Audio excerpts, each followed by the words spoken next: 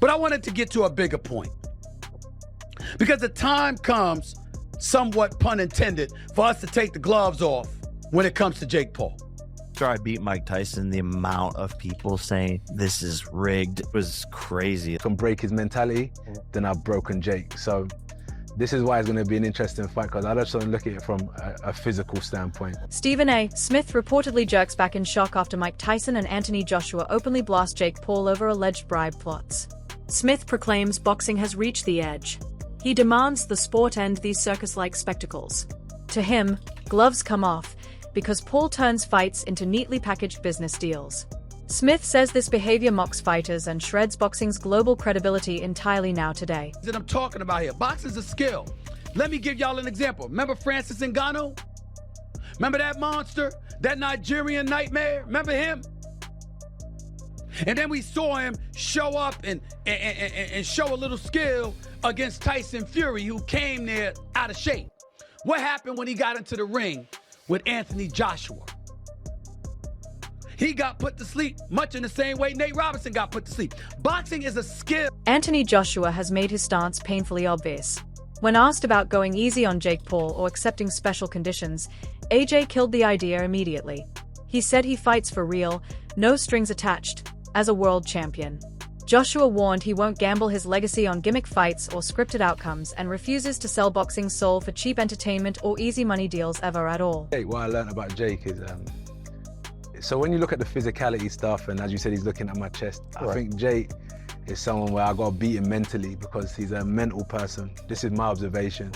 A lot of what Jake's preparation is based around is not only the physical aspects of training, but the way he thinks, meditation, breath work, and if I can break his soul and I can break his mentality, then I've broken Jake. So this is why it's going to be an interesting fight, because I just don't look at it from a physical standpoint. I know the person that's in front of me, and I know that I got to break it. That's what I said, I got to take his soul. It's not just physical, I got to take your soul in the ring. Only person that can do that is God. I knew he was going to say that. Is he f***ing with your brain? No, I don't know. That's what I was gonna ask, is how do you plan on doing that? Like, when is it gonna start? I mean, obviously in the fight it's different, you know.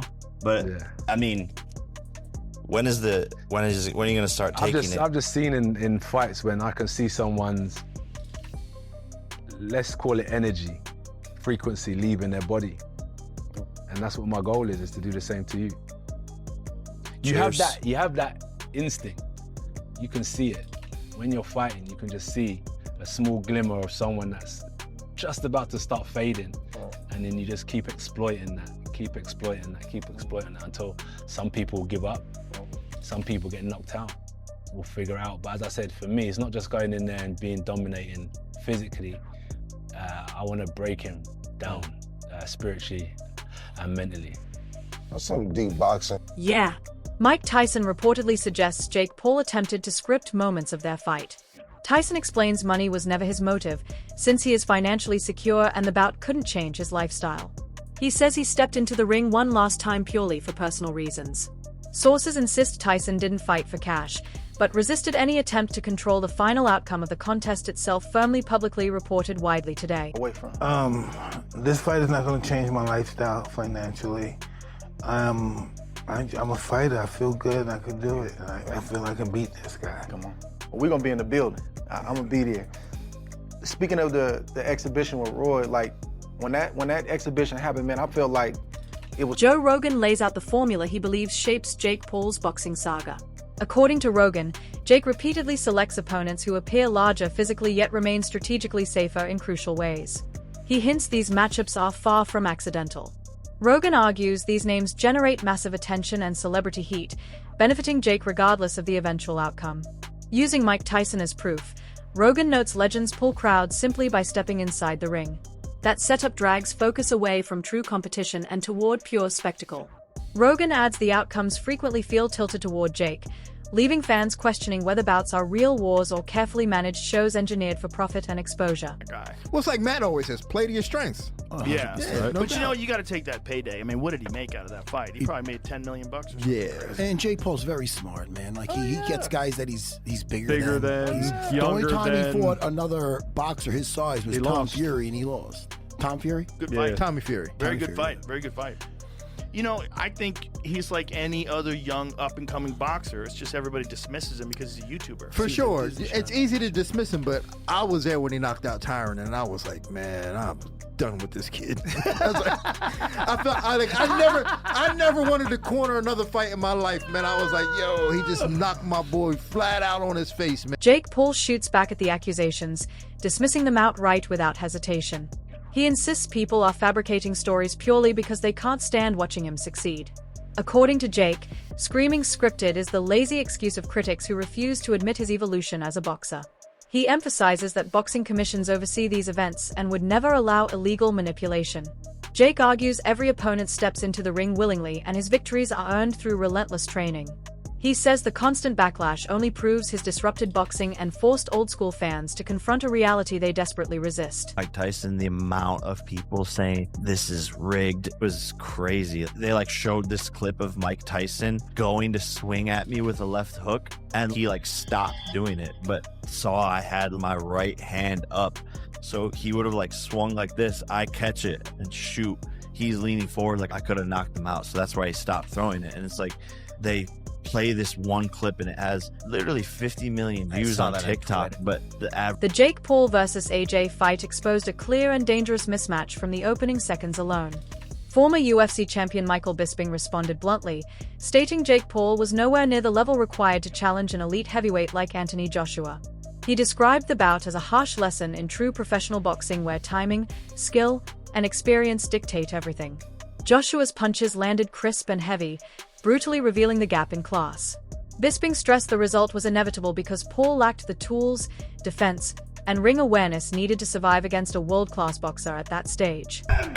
No, that wasn't the case at all. What we saw, in my humble opinion, because I'm a big Anthony Joshua fan. Of course, I've been a supporter for the longest time.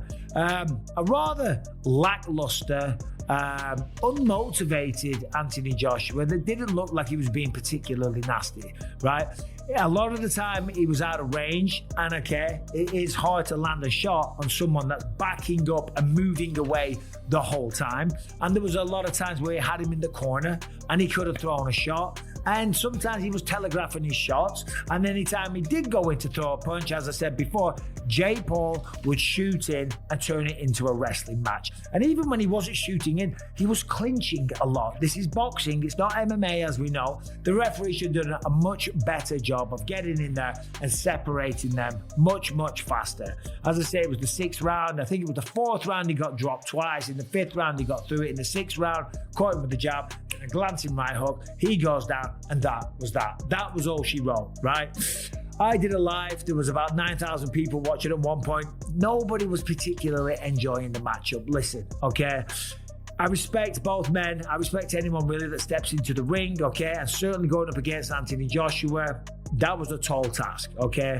You know, metaphorically and figuratively, right? It was a tall task. It was a big job. It was a tough opponent. It was a mismatch, and it was, right? Jake Paul never worried Anthony Joshua once. He never rung his bell. He never caused any damage. He never had him worried. He never did anything. It wasn't a fight. It was a display of how long can Jake Paul last? Can he run away long enough? Critics argue influencer boxing has twisted the sport's original foundation. As YouTubers and celebrities entered boxing, focus shifted away from technique and legacy toward views and revenue. Many say fights are now built on hype rather than skill. The art of boxing, once grounded in discipline and mastery, now seems secondary to marketing schemes. These events generate massive money via sponsors and streaming deals, feeding claims that outcomes matter less than profit. To longtime fans, influencer boxing feels less like competition and more like stage theater, with influencers merely wearing boxing gloves today worldwide everywhere. Boxing's pretty rigged overall. Yes, rigged, dude. I mean, so many politics, even with, MMA, man, there's so many politics. There's no more art anymore. It's just, let's get an influencer in there. I get it. It's like generating money because our attention span is so short. You look at clips now, it's like 7 seconds. I saw a dude slamming a lady the other day and they were like, oh my God, that dude is, I'm like, well, what the do? I'm just going to pick somebody and slam him. Where's the whole video? And our attention span is just so small. So money talks, of course. Yeah, let's get an influencer in there who has no style. The fight between Mike Tyson and Jake Paul sparks fierce backlash from fans and analysts alike. Many believe the bout appeared awkward and tightly controlled. Tyson's legacy as one of the most feared fighters ever makes the performance even harder to accept. Viewers question why Tyson looked restrained and why moments that could have shifted the fight never unfolded. For critics, this matchup symbolizes everything flawed about influencer boxing. It strengthens the belief that legends are being used to legitimize modern spectacles instead of competing authentically. As more clips circulate online, the scrutiny grows even louder. Observers point to moments where aggression seems dialed back and the pace feels carefully calculated. The rhythm of the fight doesn't match what fans expect from genuine high-stakes boxing. This fuels deeper suspicion that the event was designed to protect specific narratives. While no proof confirms wrongdoing, the visuals alone keep controversy burning. The fight becomes a constant reference whenever scripted fight debates return, intensifying public doubts surrounding Jake Paul's biggest matchups. Is currently being sued over their Jake Paul-Mike Tyson fight. And it's not because people think the fight was rigged, though I have questions, and that's what we'll get into. It's because it didn't work, and a lot of people were buffering and unable to watch it despite signing up to pay for it. Now, the bigger question I have about this fight is, how come no one is suing over the fight being rigged? There's a lot of questions, and there's evidence piling up that suggests it may have been somewhat rigged. Now, there's varying degrees of arguments. The first is that Tyson was required to complete 8 rounds for money. Some say that's how it was rigged. He's not going to go all out to shut down Jake Paul because he wants $20 million. Others have said he was told he's not allowed to do uppercuts because that would end Jake Paul and probably hurt him very badly. Those are the two principal conspiracies, I suppose. One is that Mike Tyson actually pulled his punches completely and tried to avoid fighting, which falls in line with that first conspiracy, I suppose, of rigging. Now, of course, my friends, you know, if you watched my video from before the fight, I thought it was going to be rigged for Tyson. Jake Paul doesn't look good having beat up an old man. I'm like, they're going to do something to have Mike Tyson win in the later rounds, and that way it'll be like the boomers and the Gen Xers who love boxing will see the champ fight one more time. Jake Paul's a young man. There's no harm in a young man losing to the great Tyson. They might say, you got beat up by an old man. I'll be like, it was Mike Tyson. But maybe Jake Paul's got too much of an ego for that. So I was wrong. What I was right about, I was half right. I said if Jake Paul wins this, people are going to be pissed. And it sucked. You know, we all watched it. Nikisa Badarian steps forward to shut down the backlash. He bluntly denies any whispers of scripting or manipulation, arguing such acts are illegal and impossible under professional boxing rules. He insists Jake actually performed better than the scorecards showed over several rounds. According to Badarian, losses and criticism are part of the game, especially when fame enters the picture. He says Jake has gained more supporters despite the uproar. In his view, hate rises with popularity and Jake's expanding spotlight naturally attracts controversy, facts aside alone. Against Anthony Joshua. So that would have meant, 3-2 for Joshua heading into the 6th round, which again, a lot of people thought that he would dispose of him rather quickly. Can you give us an update on how he's doing? We know that he broke his jaw in multiple places, 2 places to be exact, and I believe he has revealed that he's had surgery since. How is he doing? How is he feeling? He's doing great. Obviously, there's periods of time during the day where there's a lot of pain, periods of time where there is no pain actually. Recovery process is 5 to 6 weeks, and he's focused on coming back as a boxer in 2026.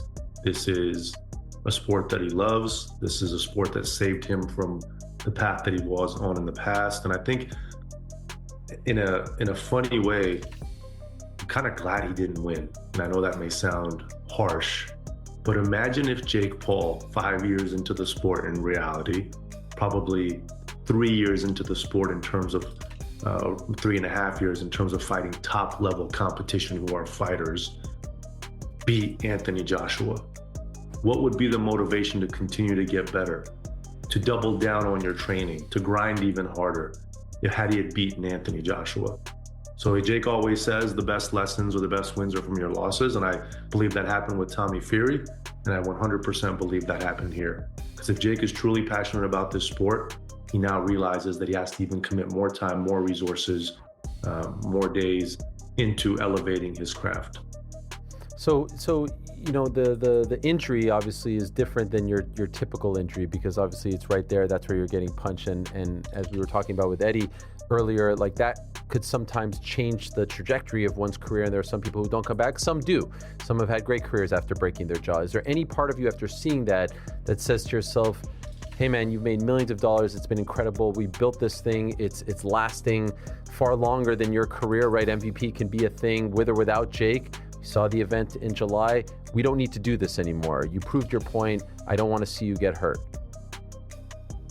I think that's all. Jake's behavior before the Tyson fight quickly becomes another flashing warning sign. He openly states he already knows he will win before ever stepping inside the ring. While confidence is standard for fighters, critics argue this certainty went far beyond belief in preparation. His laid-back attitude and assured comments make some feel the outcome was already decided in his mind. To skeptics, it appears less like a competitor's mentality and more like someone expecting a predetermined script. After the fight, Jake's reactions only pour fuel on the doubts. His body language looks satisfied, not relieved or exhausted. Fans contrast this with true fighters who display raw emotional release after brutal wars. The contrast deepens suspicion that the event carried no real danger. While supporters label it calmness and maturity, critics interpret it as evidence the fight never held true uncertainty. The clash between Jake Paul and Julio Cesar Chavez Jr. ignites widespread disbelief. Julio appears oddly passive from beginning to end. He throws very few punches and rarely pressures Jake. To many viewers, it feels like Julio is merely present, not truly competing. This sparks claims the fight was never intended to be competitive. Fans struggle to understand why a veteran fighter would perform with such low urgency unless motivation was missing. Mike Tyson, successful. That's a really interesting choice, because it is a choice. And if you look at 90% of fights out there and you ask the person what's going to happen, they speak about what they're going to do physically. You know, I'm going to knock him out. I'm going to give him a beating. I'm going to win. Something about their capacity physically. But this is Mike Tyson successful. And if you really think about that, if you look at this fight and look at the outcome, I would say since one half left with $40 million and the other half, the sum that's being talked about is $20 million, yeah, I would say that's pretty successful. Basically what I'm saying is that the adjective successful doesn't necessarily speak to the result of the fight. It doesn't necessarily speak to his capacity in the fight. It could be successful monetarily. It could be successful in the sense that he lasted at his age 8 rounds, so he feels like that's a personal success. Then he says victorious, which I guess is much more related to him suggesting that he's actually going to win. He's going to be the victorious one in the fight. And it's interesting that he said victorious as opposed to I'm going to win, I'm going to knock him out, which is a more concrete promise, quote unquote. But still, that successful is really interesting to me, that's where his mind went first. Then, after he provides the answer, Mike Tyson, successful, victorious, he himself changes the subject. He immediately gets off the topic and says, today is Ramadan, it's my holy holiday, so I can't say how I truly feel. Which, saying that he can't say how he truly feels, Malik Nagy presents an entirely different take. He argues the issue may not be a fix but raw financial motivation. From this angle, Julio's low punch count signals bad preparation rather than scripting.